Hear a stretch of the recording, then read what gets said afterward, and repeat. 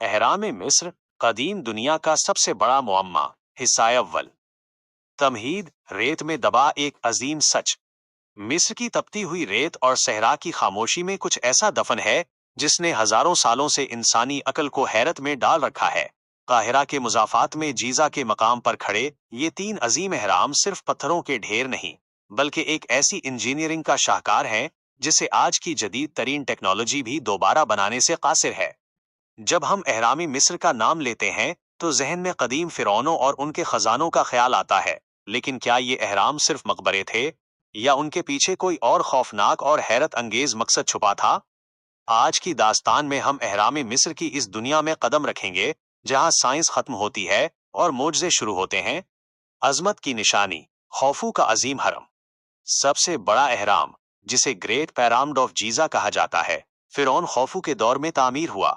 اس کی بلندی تقریباً 481 فٹ تھی اور یہ تقریباً 4000 سال تک دنیا کی بلند ترین انسانی تعمیر رہی۔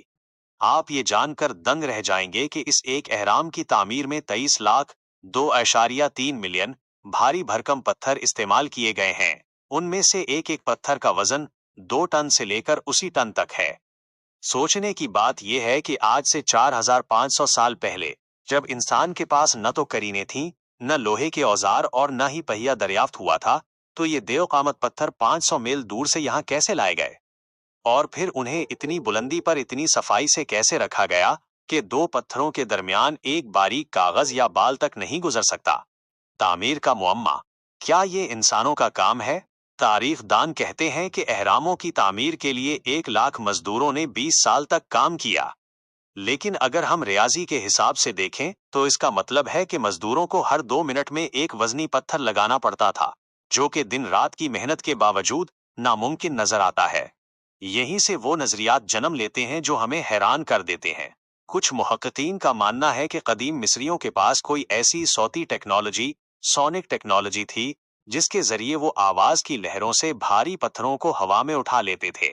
کچھ لوگ اسے جنات کی کارستانی قرار دیتے ہیں، تو کچھ کا دعویز ہے کہ یہ اہرام کسی بیرونی مخلوق ایلینز نے بنائے، لیکن حقیقت ان سب سے زیادہ پرسرار ہے۔ ریاضی اور ستاروں کا سنگم۔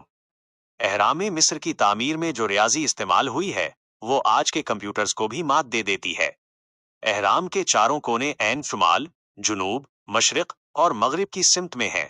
ان میں غلطی کا تناسب 1 ڈگری کے 1000ویں حصے سے بھی کم ہے۔ اس سے بھی زیادہ حیرت انگیز بات یہ ہے کہ جیزا کے تینوں اہرام آسمان میں موجود اورینز بیلٹ کے 3 ستاروں کی بالکل سیدھ میں بنے ہوئے ہیں۔ کیا یہ محض اتفاق ہے یا قدیم مصریوں کا خلا اور ستاروں سے کوئی گہرا تعلق تھا؟ وہ لوگ جو ابھی مٹی کے برتن بنانا سیکھ رہے تھے، انہیں کہکشاؤں کی اتنی درست معلومات کیسے تھیں؟ پتھروں کے اندر کا درجہ حرارت۔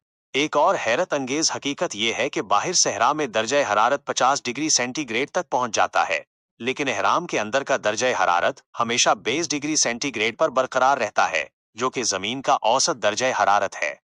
اہرام کی دیواریں اس قدر موٹی اور اس ترتیب سے بنائی گئی ہیں کہ یہ دنیا کا سب سے پہلا اور سب سے بڑا ایئر کنڈیشننگ سسٹم معلوم ہوتا ہے۔ گرینائٹ اور مقناطیسی لہریں۔ اہرام کے اندرونی حصوں میں، خاص طور پر شاہی کمرے کنگز چیمبر میں، سرخ گرینائٹ کا استعمال کیا گیا ہے۔ یہ پتھر کوارٹز سے بھرپور ہوتا ہے، جو بجلی پیدا کرنے کی صلاحیت رکھتا ہے۔ جدید سائنسدانوں کا ایک گروہ اب یہ ماننے پر مجبور ہے کہ اہرام مقبرے نہیں تھے، بلکہ یہ پاور پلانٹ تھے جو زمین کی توانائی کو اکٹھا کر کے وائرلیس بجلی پیدا کرتے تھے۔ اگر یہ سچ ہے تو اس کا مطلب ہے کہ قدیم انسان ہم سے کہیں زیادہ ترقی یافتہ تھا۔ اختتام حصہ اول، تجسس ابھی باقی ہے۔ ناظرین، یہ تو صرف شروعات ہے۔ اہرام مصر کی گہرائیوں میں ایسے راز پوشیدہ ہیں جن کا ذکر سن کر آپ کے رونگٹے کھڑے ہو جائیں گے۔ وہ خفیہ دروازے جنہیں آج تک نہیں کھولا جا سکا، وہ لاشیں جو ہزاروں سالوں سے محفوظ ہیں، اور وہ فرعونوں کی بد دعا جس نے کئی مہم جوں کی جان لے لی۔ کے اندرونی راستے، موت کی بھول بھلیاں۔ اگر آپ اہرام کے اندر قدم رکھنے کا سوچ رہے ہیں تو یاد رکھیے کہ یہ کوئی عام عمارت نہیں، بلکہ پتھروں کا ایک ایسا جال ہے جہاں ایک چھوٹی سی غلطی آپ کو ہمیشہ کے لیے گم کر سکتی ہے۔ اہرام کے اندر جانے والا اصلی راستہ صدیوں تک چھپا رہا، یہاں تک کہ خلیفہ مامون الرشید کے دور میں ایک نیا راستہ زبردستی پتھر کاٹ کر بنایا گیا۔ अंदरूनी रास्ते इतने तंग और ढलवान हैं कि इंसान को झुककर चलना पड़ता है। हवा की कमी और घुटन का ये आलम है कि कई मुहिम जो यहाँ पहुंचकर हिम्मत हार गए। इन तंग रास्तों के आखिर में वो जगहें आती हैं जिन्हें किंग्स चैम्बर, शाही कमरा और क्वींस चैम्बर कहा जाता है। लेकिन हैरत की बात यह है कि जब पहली बार उन कमरों को खोला गया तो वहां ना कोई सोना था, ना कोई ममी और ना ही कोई खजाना। तो फिर ये अजीम ढांचा किस लिए बनाया गया था? खुफिया दरवाजे और रोबोटिक मुहिम। एहरामे मिस्र के बारे में सबसे बड़ा सस्पेंस वो शाफ्ट्स या बारीक नालियां हैं जो कमरों से बाहर की तरफ जाती हैं। पहले पहल साइंसदानों का ख्याल था कि ये सिर्फ हवा की आमद और रफ्त के लिए हैं, लेकिन बाद में पता चला कि ये ऐन सितारों की सिमत में बनी हुई हैं। 1993 में एक जर्मन इंजीनियर ने एक छोटा सा रोबोटिक कैमरा उन नालियों में भेजा। जब ये कैमरा 200 फीट अंदर पहुंचा तो उसे एक छोटा सा पत्थर का दरवाजा मिला जिस पर तांबे के 2 हैंडल लगे थे। पूरी दुनिया में तहलका मच गया। कई सालों बाद एक और रोबोट भेजा गया जिसने उस दरवाजे में सुराख करके अंदर देखा तो सामने एक और दरवाजा मौजूद था। इन दीवारों के पीछे क्या है? ये वो राज है जो मिस्र की हुकूमत ने आज तक दुनिया से छुपा कर रखा है। कुछ लोगों का ख्याल है कि वहां कायनात के वो नक्शे मौजूद हैं जो इंसानी तारीख बदल सकते हैं। नेपोलियन बोनापार्ट का खौफनाक तजुर्बा। तारीख आलम का अजीम फातिह नेपोलियन जब मिस्र फतह करने पहुंचा तो उसने ख्वाहिश जाहिर की कि वो एहरामे मिस्र के अंदर तन्हा रात गुजारना चाहता है। वो किंग्स चैम्बर में अकेला रहा, लेकिन जब सुबह बाहर निकला तो उसका चेहरा जर्द था और वो बुरी तरह कांप रहा था। इसके साथियों ने पूछा कि आपने अंदर क्या देखा? नेपोलियन ने सिर्फ इतना कहा, अगर मैं तुम्हें बता भी दूं तो तुम यकीन नहीं करोगे। उसने अपनी मौत तक कभी किसी को नहीं बताया कि इस रात एहराम के कल्ब में उसके साथ क्या हुआ था। क्या वहां कोई कदीम रूह थी या नेपोलियन ने अपने मुस्तकबिल का कोई भयानक मंजर देख लिया था? ये मुअम्मा आज भी हल तलब है। फिरौनों की बद्दुआ, क्या ये सच है? अहराम से जुड़ी सबसे मशहूर और खौफनाक बात फिरौनों की बद्दुआ है। कहा जाता है कि जो कोई भी फिरौनों के आराम में खलल डालेगा, मौत उसके ताक़ुब में रहेगी। इसका सबसे बड़ा सबूत 1922 में मिला जब तूतनखामिन का मकबरा दरियाफ्त हुआ। मकबरा खोलने के चंद ही दिनों बाद इस मुहिम के सरबराह लॉर्ड कार्नारोन की एक पुरअसरार तरीके से मौत हो गई। उसके बाद इस मुहिम में शामिल 20 से जायद अफराद एक एक करके अजीबो गरीब हालात में हलाक हो गए। किसी को जहरीले कीड़े ने काटा तो कोई अचानक पागल हो गया। क्या ये महज इत्तेफाक था या कदीम मिस्रियों ने अपने मकबरों की हिफाजत के लिए कोई ऐसा कीमियाई या रूहानी निजाम बना रखा था जो हजारों साल बाद भी काम कर रहा है? ग्रेनाइट का ताबूत एक नामुकम्मल पहेली। किंग्स चैम्बर के अंदर एक बहुत बड़ा ताबूत मौजूद है जो काले ग्रेनाइट से बना है। माहिरीन कहते हैं कि इस ताबूत को जिस महारत से काटा गया है वैसा सिर्फ डायमंड कटर से ही मुमकिन है, जो इस दौर में मौजूद ही नहीं था। सबसे अजीब बात यह है कि ये ताबूत एहराम के दाखिली रास्तों से बड़ा है। इसका मतलब है कि पहले ये ताबूत वहां रखा गया और फिर उसके गिर्द एहराम तामीर किया गया। ये ताबूत भी खाली मिला।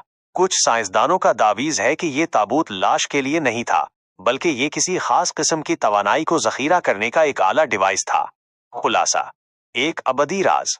एहरामे मिस्र आज भी इंसानी अकल को चैलेंज कर रहे हैं। क्या ये महज कब्रें थीं या कदीम इंसान ने पत्थरों की जबान में कायनात के वो राज लिख दिए थे जिन्हें समझने की हम आज भी कोशिश कर रहे हैं? जितना हम इनके करीब जाते हैं ये उतने ही पुरअसरार होते चले जाते हैं। नाजरीन, दास्ताने हैरत की अगली किस्त में हम एक ऐसे मकाम का रुख करेंगे जहां समंदर का पानी जहाजों को निगल लेता है और जहाज रानों के लिए वो जगह मौत का दूसरा नाम है।